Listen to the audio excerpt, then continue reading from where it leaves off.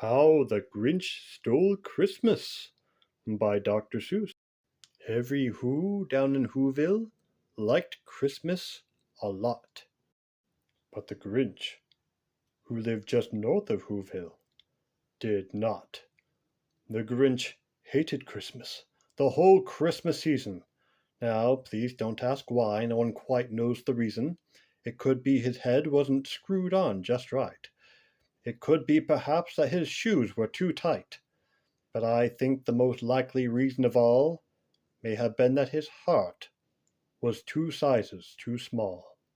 But whatever the reason, his heart or his shoes, he stood there on Christmas Eve, hating the Whos, staring down from his cave with a sour, grinchy frown at the warm-lighted windows below in their town, for he knew every Who down Whoville beneath was busy now, hanging a mistletoe wreath.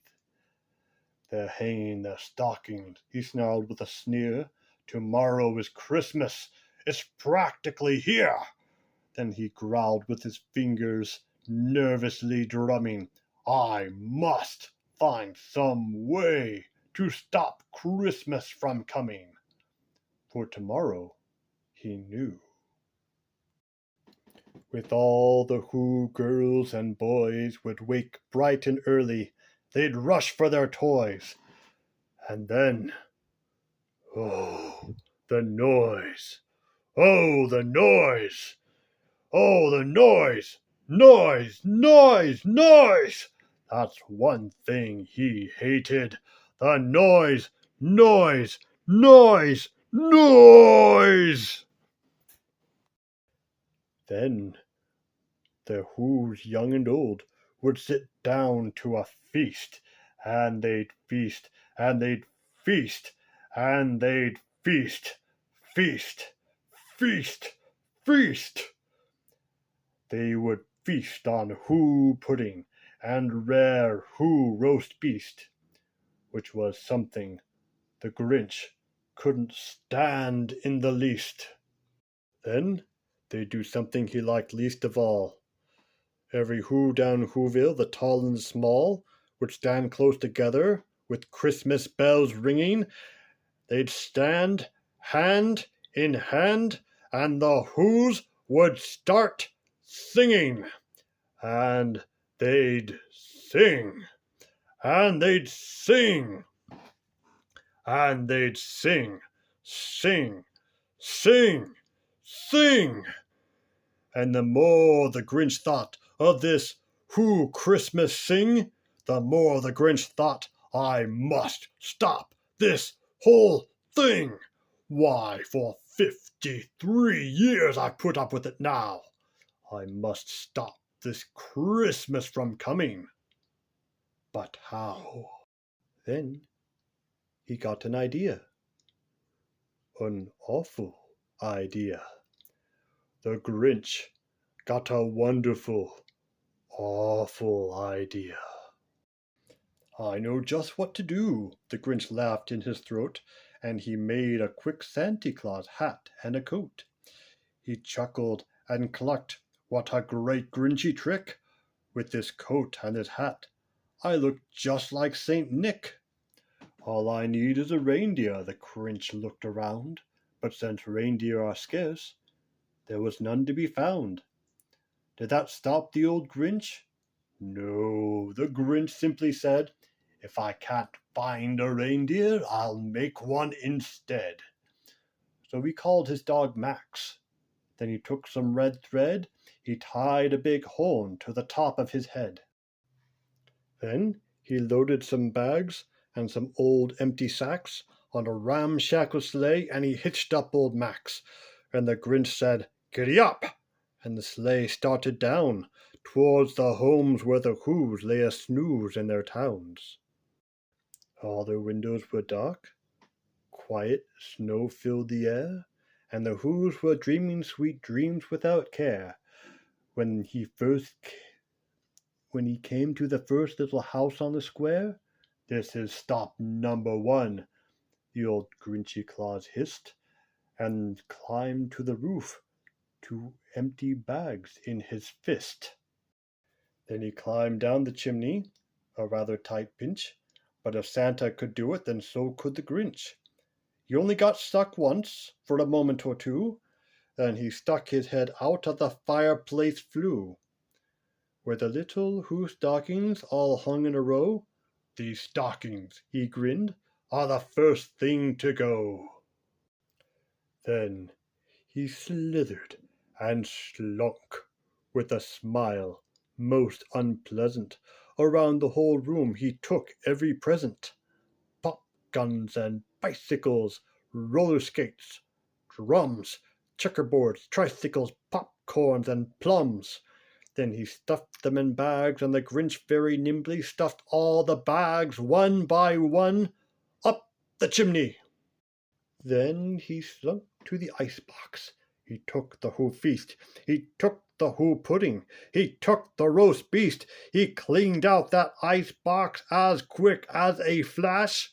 Why, the Grinch even took their last can of who hash. Then he stuffed all the food up the chimney with glee. And now, grinned the Grinch, I will stuff up the tree. And the Grinch grabbed the tree, and he started to shove, when he heard a small sound like the coo of a dove. He turned around fast. He saw a small who, little Cindy Lou Who was no more than 2. The Grinch had been caught by this tiny who daughter, who'd got out of bed for a cold cup of water. She stared at the Grinch and said, "Santa Claus, why are you taking our Christmas tree? Why?" But the old Grinch was so smart and so slick. He thought of a lie, and he thought it up quick.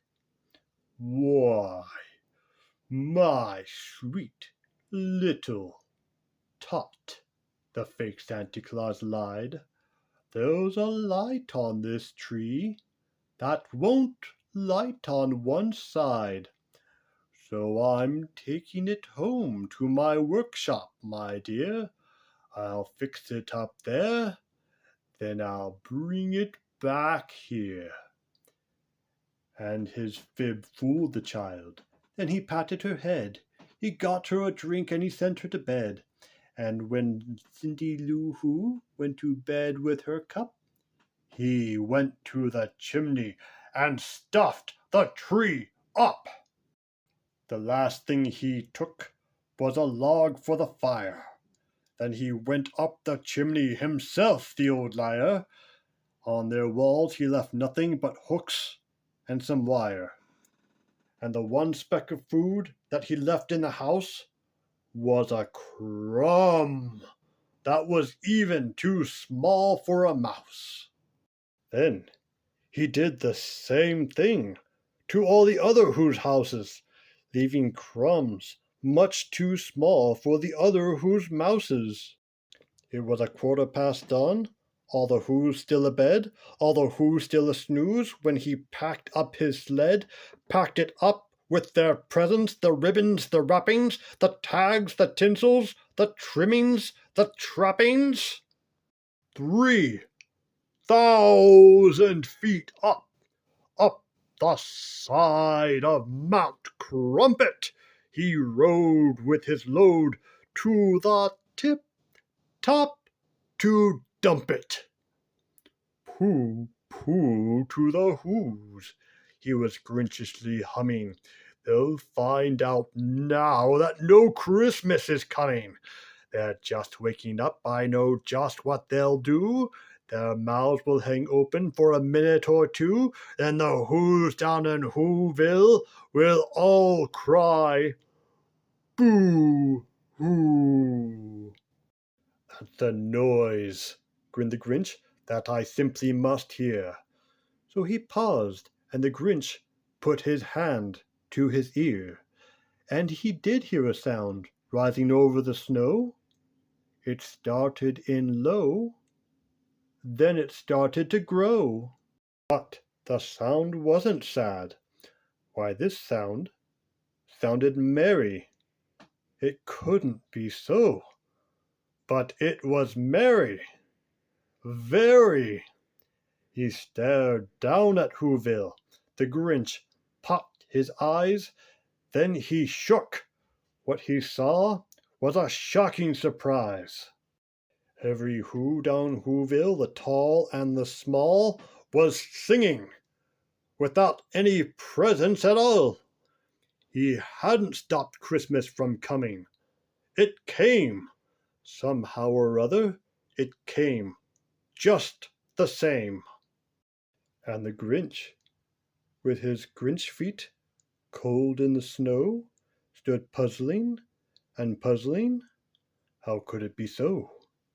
It came without ribbons. It came without tags. It came without packages, boxes, or bags. Then he puzzled 3 hours till his puzzler was sore. Then the Grinch thought of something he hadn't before. Maybe, he thought, Christmas doesn't come from a store. Maybe Christmas, perhaps, means a little bit more. And when that happened, then, well, in Whoville they say, the Grinch's small heart grew 3 sizes that day. And the minute his heart didn't feel quite so tight, he whizzed his load through the bright morning light. And he brought back the toys and the food for the feast. And he himself, the Grinch, carved the roast beast.